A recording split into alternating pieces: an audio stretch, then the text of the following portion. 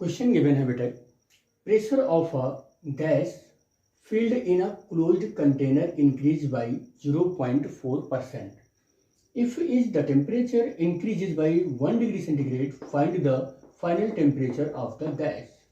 बेटे यहाँ पर एक चीज ध्यान देना होगा कि कोई गैस है और वो किसी वेसल्स में जिसमें भी भरा हुआ है कंटेनर में वो फुल्ली क्लोज्ड है। अब बेटे बताइए कि अगर ऐसे मेरे पास कोई एक कंटेनर है और ये कंटेनर कैसा है, क्लोज्ड है, क्लोज्ड कंटेनर है, तो क्लोज्ड कंटेनर क्या बताना चाह रहा है कि इसका वॉल्यूम जो है वो कैसा हो गया, कांस्टेंट हो गया। वॉल्यूम इसका कांस्टेंट हो गया। अगर वॉल्यूम कांस्टेंट हो गया तो अब आगे देखते हैं कि इसका जो प्रेशर है वो इतना है। अगर ये इनिशियल प्रेशर, मैं ये कह दूं कि इनिशियल प्रेशर P1 अगर इस पर P होगा तो जो P2 होगा वो इंक्रीज्ड बाई है बेटा, इंक्रीज्ड बाई मतलब P प्लस P का कितना परसेंट, 0.4 बाई 100%। एक्चुअल में तो है ये इतना परसेंट, तो इसको मैं परसेंट हटाकर इस तरीके से लिख सकता हूं। और ये P2 इज इक्वल टू कितना हो जाएगा, 100.4 और बाई 100 और ये हो जाएगा P। तो P2 इतना गिवन है और P1 मेरा इतना है। लेकिन कह रहा है कि इफ द टेम्परेचर इंक्रीज्ड, कह रहा है कि अब टेम्परेचर इंक्रीज किया गया और बाई 0.1 डिग्री सेंटीग्रेड। तो अगर ये 0.1 डिग्री सेंटीग्रेड इंक्रीज किया गया टेम्परेचर, तो मैं यहाँ पर ऐसा लिख सकता हूँ कि जो T1 है उसको T मान ले रहा हूं और जो T2 है वो कितना हो जाएगा, वो T प्लस 1 हो जाएगा। कितना हो जाएगा, वो T प्लस 1 हो जाएगा। इतना टेम्परेचर इंक्रीज कर दिया गया। अगर वो इतना इंक्रीज कर दिया गया बाई 1 डिग्री सेंटीग्रेड, तो find the final temperature. Final temperature हमें बताना है। एक बात बताइए बेटे, जब हम लोगों ने बायल्स लॉ पढ़ा था तो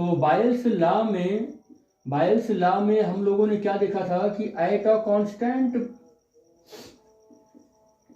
कांस्टेंट टेम्परेचर था, और वो इक्वेशन जो आया था टेम्परेचर के कांस्टेंट होने पर कि pressure inversely proportional to the volume.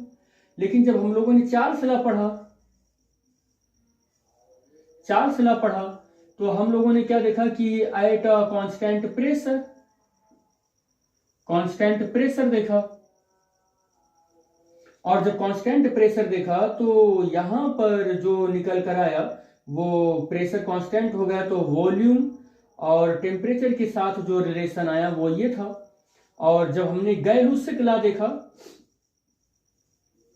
तो गैलूसिक लॉ में क्या निकल कर आया कि एट अ कांस्टेंट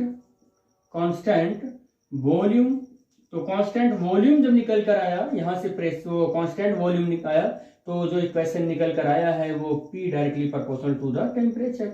अब एक बात बताना बेटे कि अगर मैंने किसी गैस को इस कंटेनर में भर दिया है और जिस कंटेनर को फुल्ली मैंने क्लोज्ड कर दिया है, तो यहाँ पर क्या कांस्टेंट होने वाला है, यहाँ वॉल्यूम कांस्टेंट होने वाला है। और जब वॉल्यूम कांस्टेंट है तो इन तीनों लॉ में से कौन सा लॉ लगने वाला है इस न्यूमेरिकल के लिए, तो इस न्यूमेरिकल के लिए गैलूसिक लॉ लगने वाला है।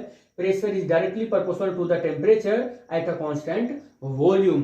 तो गैलूसिक लॉ हम यहाँ पर यूज करने वाले हैं। और गैलूसिक लॉ में हमारा क्या हो जाएगा, P1 और अपान T1, यहां से मैं ऐसे इसको मॉडिफाई कर सकता हूं कि P by T is equal to constant, और यहां से हो जाएगा P2 अपान T2 हो जाएगा। यही क्वेश्चन हम लोग यहां पर रखेंगे।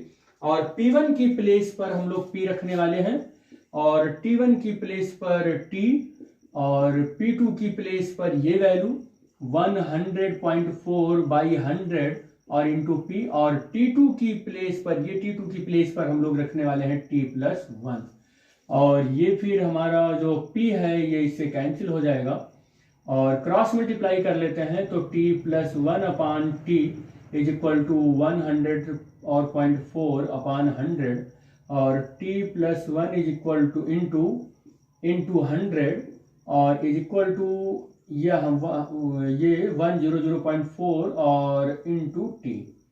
बेटे यहाँ से 100 से मल्टीप्लाई होगा तो 100 इंटू टी और प्लस ये 100 हो जाएगा और 100.4 इंटू टी और 100.4 इंटू टी और माइनस 00 और टी और 100 को एज इट इज रहने दीजिए यहीं पर। अब आप इसको सॉल्व करेंगे तो 0.4 टी आ जाएगा और ये 100 आ जाएगा और t is equal to 100 by 0.4 और t इज इक्वल टू 1000 आ जाएगा और बाई 4 डेसिमल कैंसिल किया, यहाँ एक जीरो बढ़ा लिया और फिर क्या हो जाएगा t इज इक्वल टू 250 और यहाँ पर जो यूनिट है वो डिग्री सेंटीग्रेड में हो जाएगा। लेकिन कह रहा है कि find the final temperature. Final temperature कह रहा है कि बेटे ये तो मैंने इनिशियल टेम्परेचर कैलकुलेट किया, फाइनल टेम्परेचर अगर ये पूछ रहा है तो आप क्या करने वाले हैं, फाइनल टेम्परेचर इस 250 में 1 को ऐड करेंगे और 251 डिग्री सेंटीग्रेड, ये it is the final answer of this question.